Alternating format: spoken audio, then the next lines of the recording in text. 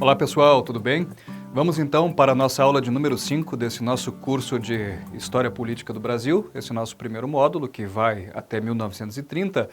E nos encontramos aqui no século XIX, já nos primeiros anos, nos primeiros tempos do Brasil independente. Essa aula aqui, cujo título é Primeiro Reinado e Regências, e que recobre um período de 1822 até 1840. Portanto, o chamado Primeiro Reinado, de Dom Pedro I, de 1822 até sua abdicação em abril de 1831, e o período regencial de 1831 até o chamado golpe da maioridade, que é a aclamação de Dom Pedro II como imperador, antecipadamente, como veremos, no ano de 1840. São períodos de instabilidade, esse grande período dividido nessas duas fases, né? Reparem que há 9 anos de primeiro reinado, 9 anos de período regencial, então nós temos aqui 18 anos de bastante instabilidade.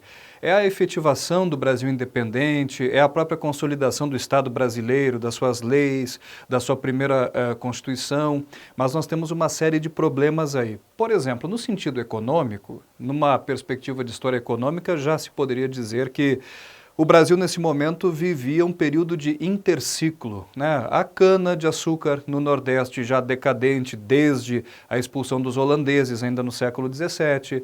Na região mineradora, o esgotamento das minas, pelo menos do ponto de vista das técnicas de extração da época, né? Que não conseguiam ir muito além da superfície. O cultivo do café ainda não havia começado no Brasil, então se vivia um período de interciclo. O Brasil não tinha um produto sequer primário, principal, para alavancar as suas exportações, para dar sustentação para a sua economia, como aconteceu em épocas anteriores com a cana e com os minérios e como acontecerá numa época posterior com o café. Então, quando nós pensamos, o reinado de Dom Pedro I é curto, o do seu filho Dom Pedro II, o segundo reinado é longo. O de Dom Pedro I dura 9 anos e o do filho Dom Pedro II dura 49 anos, né, até a proclamação da República. Por que essas diferenças? É claro que o aspecto econômico conta muitas vezes, né? Então, Dom Pedro II navega em águas um pouco mais pacíficas, tendo uma economia mais sustentada, mais sustentável aqui no Brasil posteriormente. Dom Pedro I não. Então, a falta de um subsídio, um aporte econômico maior também gera muitas instabilidades. Além disso, havia o próprio caráter de Dom Pedro I. Há sempre algo muito problemático em tudo isso, né? Quem faz a nossa independência é um português. Embora Dom Pedro I tenha passado a maior parte de sua vida no Brasil, veio ainda menino com a transferência da corte, ele é um português de nascimento. Ele é o filho do rei de Portugal, de Dom João VI, que permanece lá em Lisboa, governando aquele país. Nós não tivemos a independência do Brasil feita por um brasileiro e nós não tivemos uma independência republicana, como aconteceu em outras partes do continente americano. O Brasil é um caso um pouco anômalo no continente, é uma monarquia em meio a repúblicas. Nesse contexto aí, as independências na América Espanhola iam se sucedendo e repúblicas iam se implantando aqui na nossa vizinhança continental, subcontinental, e o caso brasileiro é o caso de uma centralização maior, de um regime monárquico, visto até com estranheza por nossos vizinhos de continente. Simão Bolívar até pensava, numa certa época, em invadir o Brasil, não gostava muito dessa ideia de ter uma monarquia escravista avizinhada ali, né, com os países que ele estava libertando. É uma curiosidade. Dom Pedro I, além do mais, era uma figura muito ambígua, mesclando ideias liberais, traços liberais e traços fortemente autoritários, muito derivados de uma perspectiva absolutista. Ele não faz um bom governo, ele não faz uma boa condução de governo em praticamente nenhum sentido, como nós veremos aqui. Bom, o que interessa também nesse momento é pensar, houve reconhecimento internacional da nossa independência? Houve, e o primeiro país a reconhecer a independência do Brasil são os Estados Unidos da América, 2 anos depois, cerca de 2 anos depois, do Grito do Ipiranga em 1824.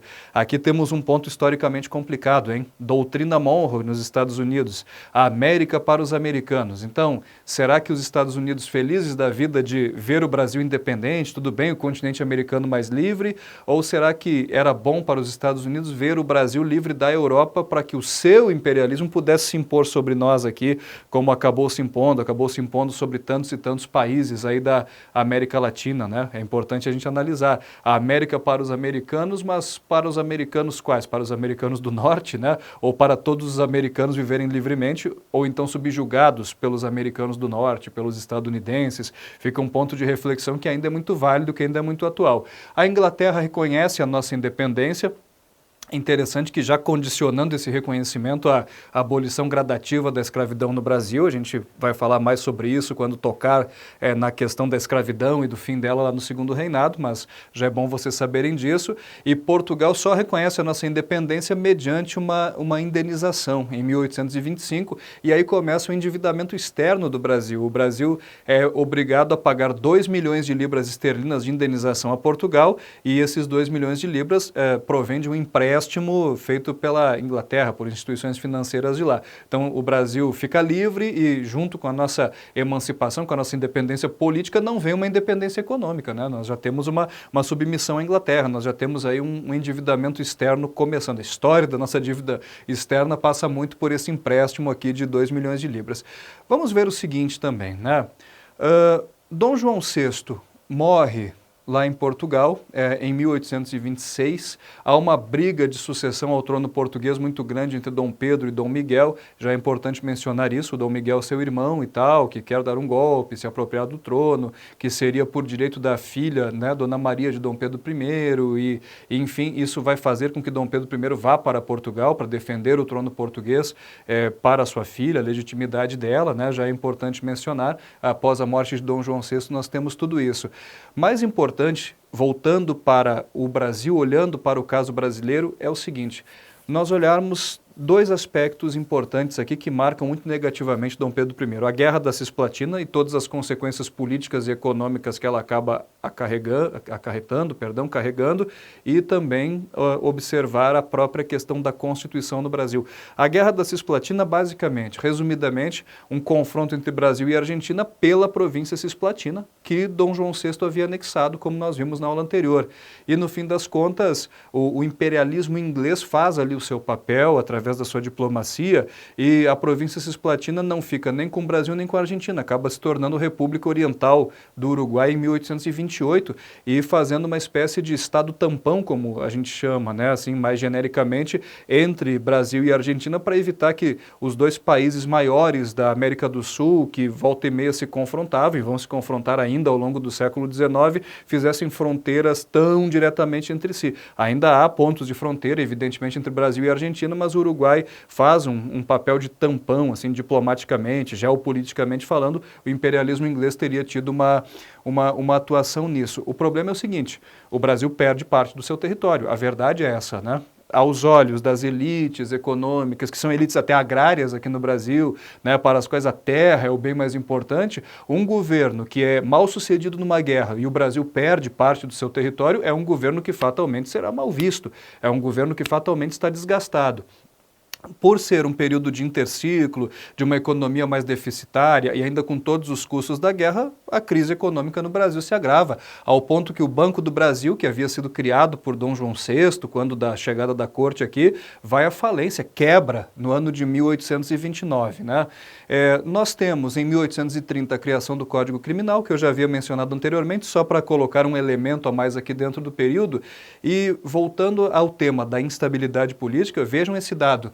Dom Pedro I teve 13 ministérios entre regente e imperador, quer dizer, Dom João VI volta para Portugal em 1821, deixa Dom Pedro I aqui como príncipe regente, então de 1821 até a abdicação de Dom Pedro I em 1831, ele tem 13 ministérios. Isso não significa 13 pastas, ministro disso, daquilo, daquele outro, formando 13, não. Significa 13 composições ministeriais, ministérios inteiros, né, que são nomeados e que são destituídos. Então, 13 composições ministeriais ao longo de 10 anos não significa evidentemente, uma estabilidade política muito grande no país, né? Não significa muito claramente um sucesso, né? Um governo pacificado, bem atuante, capaz de organizar o Estado, de pacificar a sociedade e tal e coisa, de agradar, né, a média, a mediania aí da população brasileira. Então, é um ponto de reflexão importante. Falando da Constituição, que é outro ponto que marca negativamente aqui o governo de Dom Pedro I. Ele havia convocado, ainda antes da proclamação da independência, no ano de 1822, uma Assembleia Constituinte. Ela abre seus trabalhos, mas em 1823, autoritariamente, Dom Pedro I dissolve a Assembleia Constituinte e elaborará uma Constituição que será outorgada em 1824.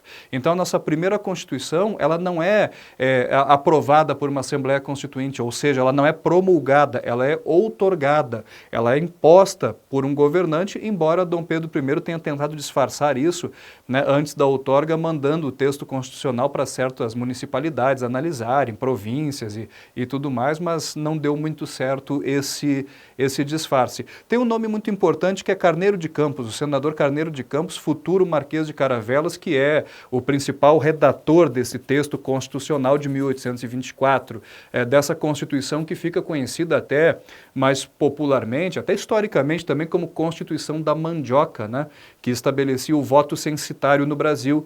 Só poderia ser eleitor no Brasil, eleitor homem, né? As mulheres ainda estavam excluídas do processo político, as mulheres no Brasil só podem votar no século XX, né? A partir da década de 1930 é que formalmente isso estará dado, nunca é demais lembrar.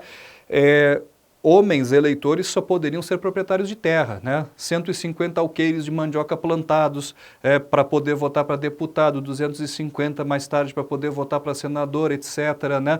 Então é uma Constituição que segrega, que mantém a escravidão, embora não fale claramente da escravidão no seu texto, mas ela mantém a escravidão, né, como título, como direito de propriedade de ser humano sobre ser humano, e também retira os direitos políticos, ou não concede direitos políticos para a maior parte da população brasileira, ou seja, as mulheres e aquelas pessoas que não possuam, aqueles homens que não possuíssem terras, escrituras de terra, alqueires de mandioca plantados. É interessante a gente pensar no seguinte, né? Essa Constituição também, ela organiza o Estado brasileiro e organiza o Estado brasileiro implantando algumas coisas como o chamado poder moderador, que é um ponto importante aqui da história do Brasil. O que é o poder moderador, afinal? Como nós podemos entender isso? É uma idiosincrasia de Dom Pedro I que inventa um dispositivo político que lhe dá um poder, que lhe confere um poder pessoal imenso, exacerbado. Na verdade, existe até uma elaboração teórica em cima disso. A Constituição de 1824 é mais teórica mesmo. A gente costuma dividir as constituições, né, que são instrumentos modernos, né, em dois tipos. Existem constituições de caráter mais histórico, como é a dos Estados Unidos, que tem um sentido um pouco mais prático, mais empírico, mais pragmático, e nós temos constituições mais teóricas, mais baseadas em preceitos filosóficos, teorias e filosofias políticas, como é o caso das constituições francesas, que se seguem à Revolução, e no Brasil e no conjunto da América Latina, esse modelo francês ele se impõe mais nas nossas constituições, nas suas elaborações, né? Temos constituições mais longas enfim, com bases teóricas assim um pouco mais amplas. O que ocorre é o seguinte: Dom Pedro I se inspirava num filósofo franco-suíço chamado Benjamin Constant, com o qual até se correspondia por cartas, né? Foi seu contemporâneo. Não confundir esse Benjamin Constant com o Benjamin Constant Botelho de Magalhães, que é um militar brasileiro, né, professor e tal, que vai ser muito importante mais tarde na divulgação das ideias positivistas que vão fomentar a proclamação da República no Brasil já no final do século XIX. Esse Benjamin Constant é outro, né? É um filósofo franco-suíço, como eu disse, e que fazia no seu pensamento político, nas suas teses políticas, uma distinção entre o poder executivo e o poder real. Né? O poder real, o poder do rei, o poder do imperador não se confunde a pleno com o poder executivo e tal. E é daí que Dom Pedro I tira essa coisa do poder moderador, um poder pessoal intransferível e que ficará vigente, porque Dom Pedro II utilizará isso também ao longo de 49 anos, né? Um poder pessoal do imperador pelo qual ele pode intervir nos três poderes ali estabelecidos. É curioso que essa tese da separação de poderes, que a Constituição de 1824 adota, inclusive, né? Embora com com essa deformação, é uma tese iluminista, é uma tese de Montesquieu, é uma tese anti-absolutista. O pensador francês Montesquieu pensava que o absolutismo, o problema dele é a concentração. O mesmo governante cria as leis, julga e executa as leis, então é muito poder concentrado nas mãos de um indivíduo só, de um governante só, então fatalmente ele se tornará arbitrário, autoritário, tirânico. É melhor separar os poderes e criar um órgão para criar as leis, outro para julgar, outro para executar, e cada um desses órgãos ou poderes fiscalizando o outro ou os outros dois, né? Enfim, e isso sustenta a própria estruturação do que nós chamamos de Estado democrático, né? Estado democrático de direito, na maior parte das democracias do mundo hoje. Então Dom Pedro adota isso, mas faz uma deformação. A gente dá um passo à frente no sentido de uma liberalização, mas um outro passo atrás com esse poder moderador que é um revérbero, né, sem dúvida alguma, de absolutismos, né, de coisas assim. É importante a gente analisar a história um pouco por aí. Mas fato é o seguinte, 25 de março de 1824, essa Constituição é outorgada e ela vai valer até a época da proclamação da República, né? Nós teremos uma segunda Constituição no Brasil, já no período republicano, como veremos mais adiante, no ano de 1891. Vamos adiante aqui. Evidentemente que nem todo o Brasil aceitou de forma pacífica essa Constituição outorgada, autoritária, poder moderador. Novamente Pernambuco se levanta. Então a tradição insurreta, a tradição rebelde de Pernambuco, mais uma vez aparece aqui no encabeçamento daquele movimento que ficou conhecido como Confederação do Equador, que é até separatista. Tem republicanismo de novo aparecendo aí, e tem separatismo, né? E acontece a adesão por parte de outras províncias, né? Começa em Pernambuco e se espraia para Paraíba, Rio Grande do Norte e Ceará. Tem a participação de líderes religiosos, até como é o caso do Frei Caneca, que acaba sendo condenado ao fuzilamento. Isso desgasta também a imagem de Dom Pedro I, quer dizer, condenar à morte, né? Condenar-se à morte, fuzilar um sacerdote num país católico, né, num país de tradição católica, um frei fuzilado, é uma coisa realmente muito complicada, né? Desgasta muito a imagem daquele governo que estava ali. Por falar em catolicismo, essa Constituição de 1824 até falava em liberdade religiosa, embora colocasse o catolicismo como religião oficial do Estado brasileiro, e mais do que isso, Estado e Igreja funcionando de maneira conjunta. Depois, na nossa próxima aula sobre o Segundo Reinado, isso vai aparecer com um pouco mais de clareza, né? Regime de padroado, regime de beneplácito, sacerdotes católicos fazendo parte da administração pública, né? Expedindo documentação, numa época em que o Brasil não tinha cartórios, fazendo registros, né? Não havia registro civil, então tudo isso é muito importante, né? E tudo isso vai marcar também lá o fim do Segundo Reinado, como nós veremos. O que é mais que essa Constituição de 1824 traz? Ela se inspira em grande medida na Carta, que não é bem uma Constituição, tá? Vou deixar uma provocaçãozinha, vocês podem pesquisar a respeito se quiserem ou puderem. Há uma diferença entre uma Carta, entre uma Magna Carta e uma Constituição. Muitas vezes são tratadas como expressões sinônimas, mas não são exatamente, né? Uma Carta não é o mesmo que uma Constituição. Uma Constituição é algo muito mais liberalizado, né, do que propriamente uma Carta. Vale a gente pontuar isso. É inspirada na Carta Francesa de 1814, lá do rei Luís XIII, né, na época em que... Luís XVIII, perdão, né, desculpem, Luís XVIII, na época em que a restauração monárquica está por acontecer na França. Então é uma Constituição em geral autoritária. Presidentes das províncias são eleitos pelas próprias províncias? Não. Nomeados pelo governo central, nomeados pelo imperador. O Senado tem eleições? Tem, mas uma vez que o indivíduo é eleito para o Senado, não precisa nunca mais ser reeleito. O Senado é uma instituição vitalícia. Lá o senador ficará até a sua morte, né? E entre outros elementos que eu já mencionei, como aquela restrição aos direitos políticos, o voto censitário, né? A não previsão do voto das mulheres, a manutenção da escravidão. Então, em geral, o que é que muda no Brasil com a independência? A gente passa a ser um Estado independente, passa a ter uma organização, passa a ter legislações mais próprias e tudo mais, passa a ter um reconhecimento internacional como Estado independente, como um novo país surgindo no mundo, mas o Brasil continua tal e qual do ponto de vista social, do ponto de vista econômico, continua um país agrário, continua um país com regime de trabalho predominantemente escravizado, né? A independência independência feita, como eu disse em aula anterior, sem a participação de massas populares, sem a participação, o envolvimento de amplos contingentes populacionais. Então, tudo isso tem que ficar bastante claro para nós. Em 1830, nós temos o Código Criminal, que eu já mencionei em aula anterior, e nessa, aqui no slide anterior, vamos falar um pouquinho mais sobre ele, que é uma outra elaboração, né, jurídica do primeiro reinado. 1830, substituindo as ordenações filipinas em matéria de legislação criminal. Importante isso, né? Racionalismo jurídico, distinção entre crime e pecado, inspirado em Jeremy Bentham, né? Pensamento utilitarista, filosofia britânica ali do período, né? É um código que prevê pena de morte. Então o Brasil já teve pena de morte, essa coisa que se discute hoje, né? Muitas vezes se fala nisso, pena de morte ou não, né? Muita gente aí na sociedade brasileira defende para crimes hediondos, para isso e para aquilo. O Brasil já teve pena de morte, é previsto por esse Código Criminal que vigorará até 1890. Quando a gente fala aqui em racionalismo jurídico, a gente está falando da distinção entre crime e pecado, num ponto que eu já toquei anteriormente, né? As ordenações filipinas, assim como outros conjuntos de leis feitos antes do iluminismo, antes do racionalismo jurídico, antes da obra do Cesare Beccaria, dos delitos e das penas, não distinguiam muito bem o crime e o pecado, né? Como eu tinha pontuado anteriormente aqui. Agora não, né? Nós temos um Código Criminal no Brasil que define o que é crime propriamente dito, né? Separando as duas concepções, crime, pecado, enfim. Fato seguinte, Dom Pedro I abdica em 1831.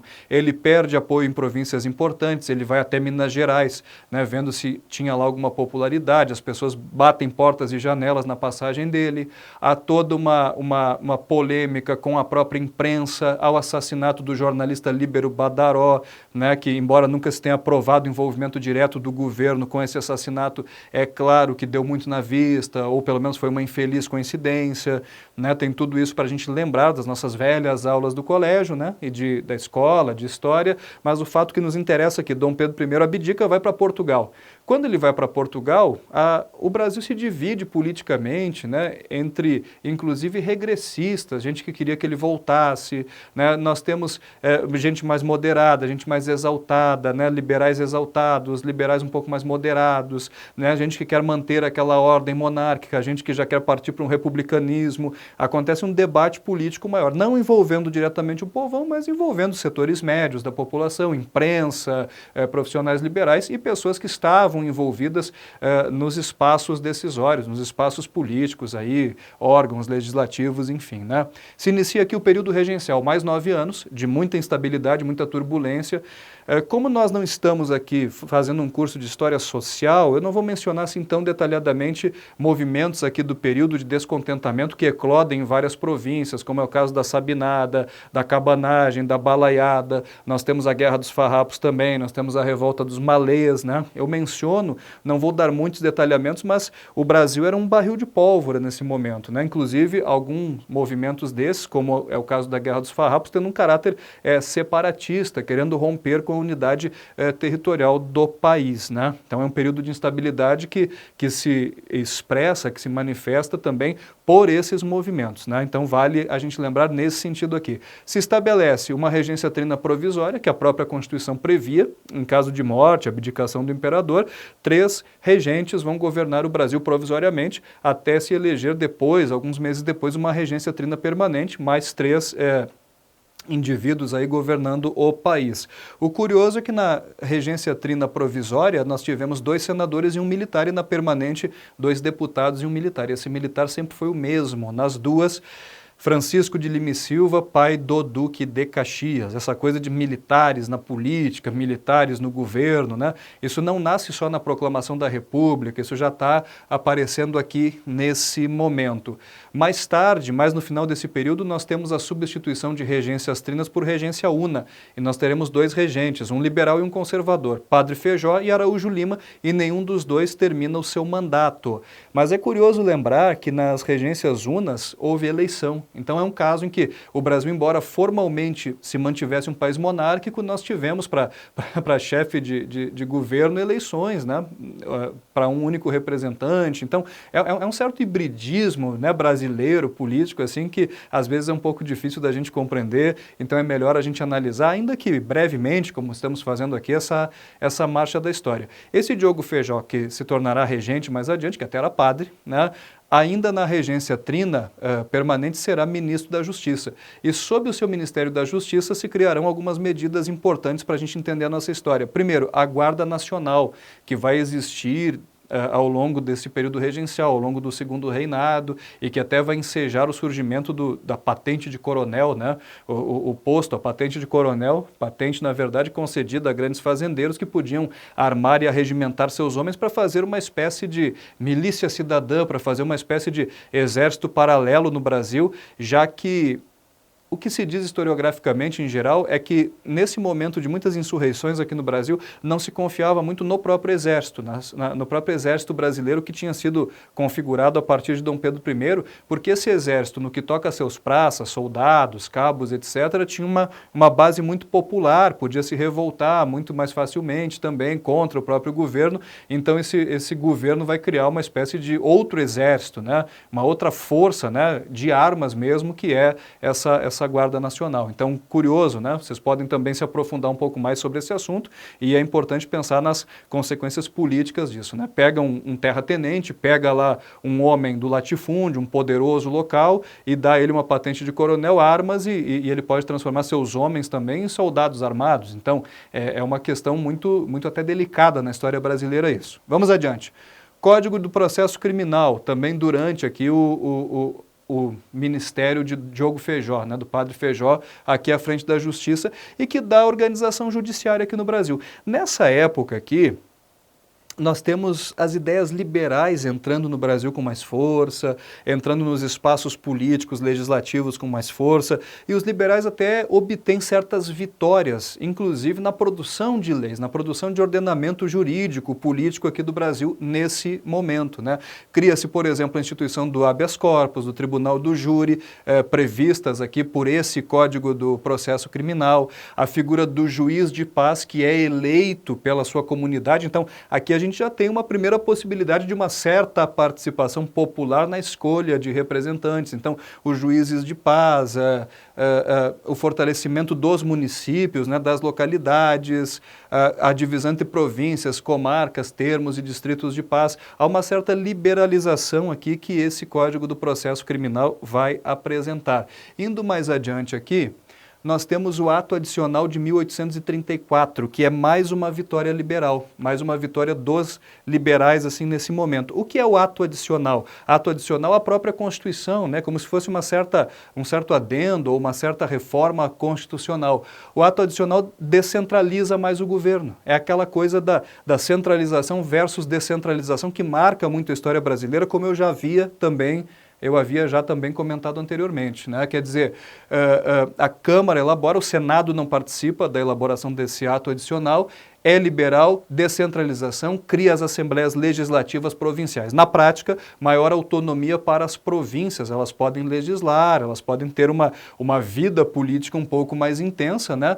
Mas não estabelece a eleição do presidente da província. O ato adicional não toca nisso, quer dizer, o presidente das províncias continua sendo nomeado pelo governo central, embora o vice-presidente eventualmente até possa ser eleito, né? Isso será um ponto de discórdia mais adiante. Se estabelecem as regências, e é exatamente unas, né? Perdão, as regências unas, a trina é substituída pela regência una, e na regência una nós temos esses dois nomes aqui que eu havia mencionado, Diogo Feijó e Araújo Lima.